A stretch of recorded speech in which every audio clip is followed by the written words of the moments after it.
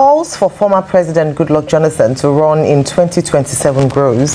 There have been questions raised by certain individuals about his eligibility. The Federal High Court sitting in Abuja on Monday was asked to issue an order of perpetual injunction restraining former President Goodluck Jonathan from presenting himself to any political party in the country for the purpose of contesting the 2027 presidential election. The court was equally urged to bar the Independent National Electoral Commission (INEC) from accepting from any political party Jonathan's name or publishing the same as a duly nominated candidate for the presidential contest. The plaintiff, Mr. John Mary Chukwukasi Jideobi, a lawyer, argues that Jonathan has already served the maximum 2 terms allowed under the Constitution, having completed the term of the late President Umaru Musa Yar'Adua and then serving a full term after the 2011 election. Joining us on the show to lend his voice to the ongoing conversation around the eligibility of former President Jonathan is Oba Maduabuchi, a senior advocate of Nigeria. Good morning, sir, and you're most welcome to the morning show. Good morning, my dear, and good morning, Nigerians. Morning. Mr. Maduabuchi, SAN, the subject speaks for itself. At issue is Section 137, Sub 3 of the 1999 Constitution as amended, which says that a man who has taken oath of office twice to an elected office cannot be president of Nigeria again. And it's on the basis of that that GW Esquire has gone to court to say, President, you can't hear me? Hello, can you hear me? Yes, I can hear you. Oh, okay. Yeah, it's on the basis of that that GW Esquire has gone to court to now say that President Tinubu cannot, President Jonathan, having been president, having taken oath of office twice, cannot run again. However, there's a basic point of law, a trite point of law, which says that a law cannot have retroactive effect. That Section 137 Sub 3 was amended in 2018. How does it have effect should President Goodluck Jonathan decide to run in 2027? Please, can you enlighten us on this basic point of law? Well, thank you, Dr. Abati.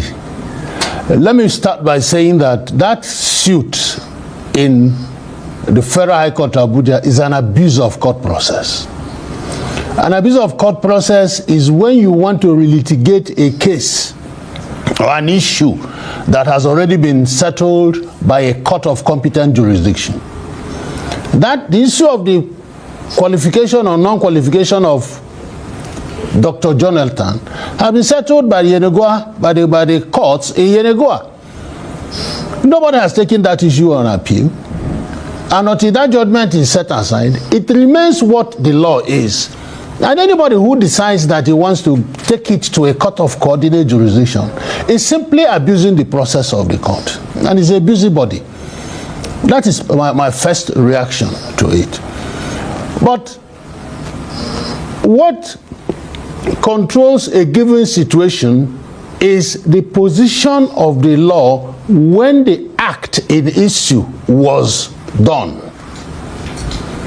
What was the position of the law in 2011, 2010, when Dr. Goodluck Ebele Jonathan took the oath of office as president of Nigeria? What was the position of the law? Was Section 1373 part of our laws then? You've already said so, that the law came into effect in 2018. So when Goodluck Ebele Jonathan was taking the oath of office to complete the tenure of Yar'Adua, there was no statutory limitations in existence then which could inhibit him from running his constitutionally guaranteed 2 terms. There was no inhibition. So when in 2018 you brought in the amendment of 1373, did Goodluck Ebele Jonathan take an oath as president after the amendment. If you remember, when Buhari was president in 1983, he killed Bartholomew Owo and 2 others. The biggest backlash he had was that when they smuggled the cocaine, the law, death penalty was not the law in Nigeria then. Why punish them? Go and give them a punishment that was not in existence when they committed the offense. So it is not possible for you now to punish Goodluck Ebele Jonathan for a position that was not in existence when he voluntarily swore to oath as president of Nigeria to complete the tenure of Umar Musa Yar'Adua. It looks like until a few years ago, I think 1 or 2 years ago, judges in the high courts retired at 65. Is that about 2 years now? Now suddenly it was increased to 70 years. Will those who had retired a month before the coming into effect of that law, that amendment, come back and say, we retired under the old law, but the new law allows us to serve another 5 years, so take me back? Is it possible? All right. Hello? All right. Yes, sir. I mean, we're listening to you. So when we look at this, I hear you, and the matter is in court. It has gone to the Federal High Court in Abuja, so I'm sure that it would be an opportunity to test the law, and as a number of people have already given their own... Yeah, the audio is low, please. Can you hear me, sir? But even though it's low, but I can manage to hear it. Okay, all right, brilliant. Now we're looking at the political matter. Is there a loophole, perhaps, or any gaps that ought to be, that lawyers like Mr. Chukwukasi can take advantage of when it comes to this particular amendment? Because you have explained it, I think it's quite clear to us, but there are also errors around, at least until he goes to court, he'll be able to test whether or not, what you have asserted is correct or by law is received. Did you hear me, sir? Yes. Now, you see, the position is a very, very simple thing. One thing about law is certainty. The certainty of the present situation is that in 2011 and 2010, when Goodluck Jonathan swore the oath, provision of 1372 was not in existence. It was not binding on him. It was not an option he took. If it was in existence, if he knew that something like that existed, he would have said, no, I want to remain vice president so that I can contest 2 times. But it was not in existence. So I don't know what kind of pyrotechnic anybody will throw up in court that will make a law that was not in existence to suddenly become existent. Unless, of course, it's Jesus Christ who turned water into wine. And my very dear senior advocate of Nigeria, in Nigeria, they used to turn water into wine a lot. This is the same country that snake swallow money. So anything can happen. Don't be deceived. This is Nigeria. But I want to cite... there are many things that cannot happen. What cannot happen is that today... You don't know Nigeria. I am coming now. Wait now. Today can never be Monday. Just today will never be Monday. Just ask some people, they will tell you today is Monday in Nigeria. Let's not go there. Is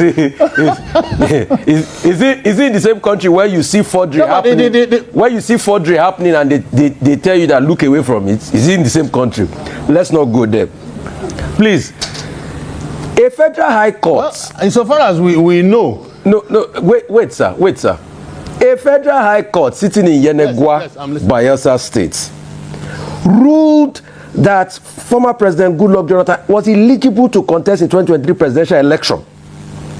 The presiding judge, Ahmad Dashen, gave the judgment on Friday, marked in a suit FHC YNG CS 86 2022. He also held that Jonathan's right to vie for office of president cannot be stopped by any retroactive law. The suit was filed by Andy Solomon, Ebide Abraham as first and second descendants, and listed Jonathan All Progressive Congress as the Independent National Electoral Commission as first and second and third defendant respectively. This is from the 27th of May 2022. So why are we even talking about the case if a federal high court in 2022 I don't understand has ruled over the case? I don't understand. That's my submission. And remember that there is Njoku's. Excuse me. There is Njoku's case in the Court of Appeal, which affirmed that the man had the right to run, and that you cannot treat him with respect to any law made after he had sworn. Yes, Mr. Maduabuchi is here, and I don't think we should waste time over the false exactions of bathroom and ambulance lawyers pursuing an issue that does not exist. Can we talk about something more substantial? And I would like to know your opinion about what should be done about the electoral framework going forward, particularly with regard to persons who have raised the point that, look, we still need to fix the electoral framework, that there are omissions in that electoral framework. If the objective is to have free and fair elections in 2027, that should be the more substantive issues. Lawyers chasing ambulance can do whatever they want to do. We will rely on the courts to interpret the law as it is. Thank you, Dr. Abati. I would take it from two perspectives. One, the political perspective, and two, from the legal perspective. You see, we don't run away from our shadow. Our culture here, political culture here, is after elections we go to court. We have developed that culture, and I don't see us leaving it for some foreseeable future. But now in court, it is the plaintiff, the petitioner, who has the onus of proving that an election was not properly conducted. And this is an election he never conducted. It is like asking somebody outside to tell me how I slept in my bedroom last night. So the first thing to do is to amend the Electoral Act so that certain aspects of the Evidence Act will not apply to election petitions. It is INEC that will come and explain how it conducted the elections. When I have said these are my observations, he will come and say, no, these are the proper things. The onus should be on INEC to prove that they observed their laws, observed the Electoral Act, and observed all necessary procedures. Insofar as you throw it to a petitioner who is an outsider, who doesn't have the facts, INEC might decide not to give you any documents. And what do? After 14 days, if you don't file a petition within 21 days, it will lapse. If you apply for any document, they have 14 days to dilly-dally. After the 14 days, you have only 7 days. If it is the presidential election that covers the whole nation, what can you do in 7 days?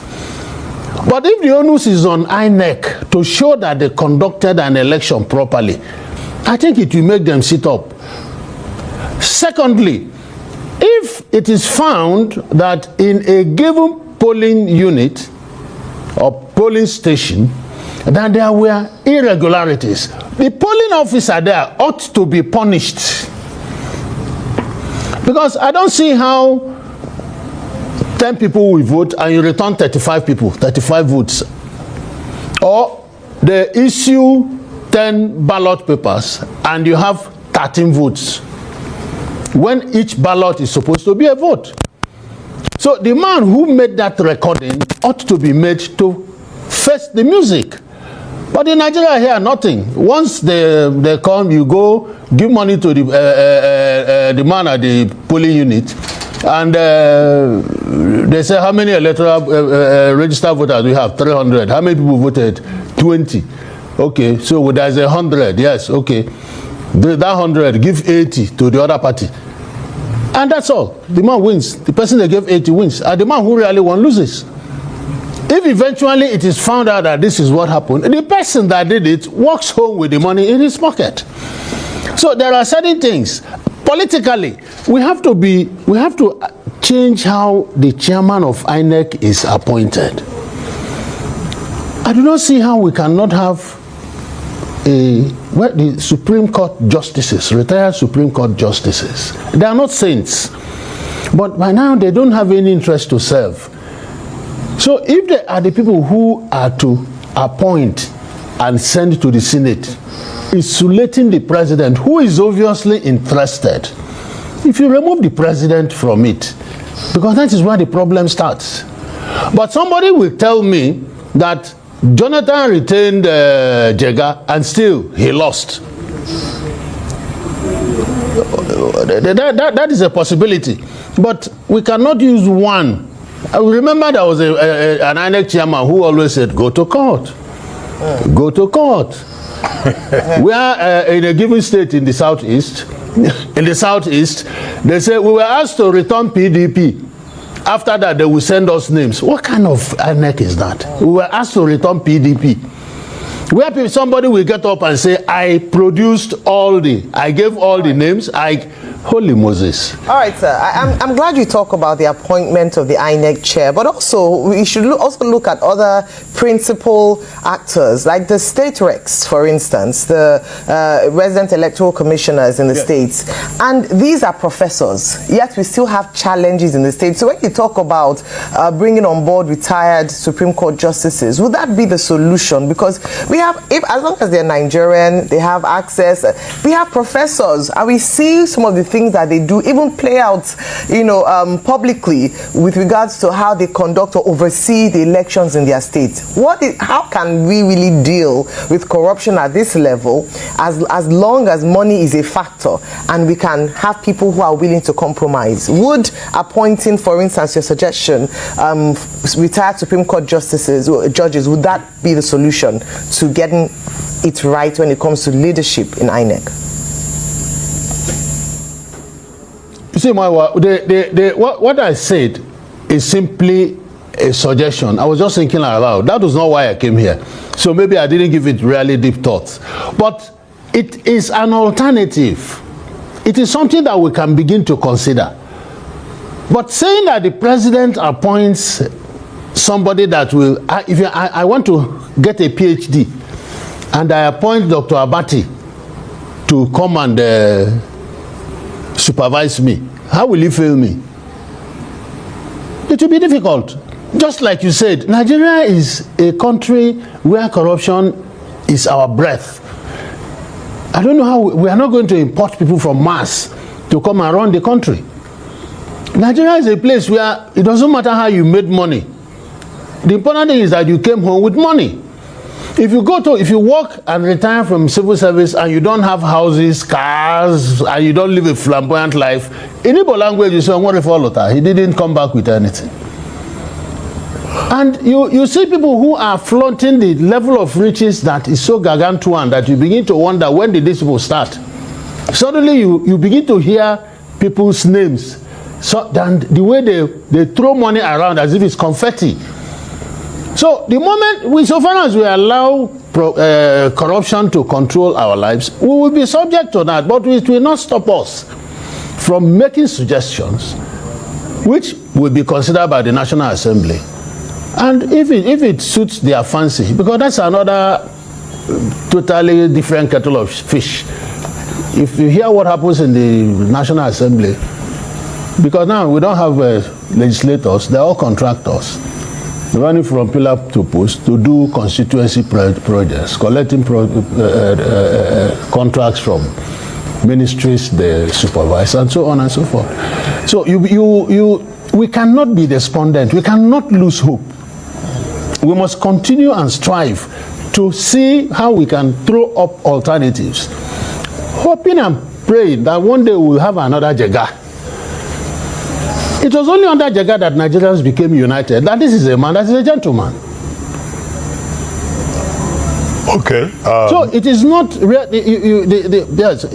Sorry. Okay. No, I was just going to say. It's not really the system. Go ahead, sir. Yes. Go ahead, sir. It is not really. The system may be bad, but I think what is really worse is the person the person that heads it.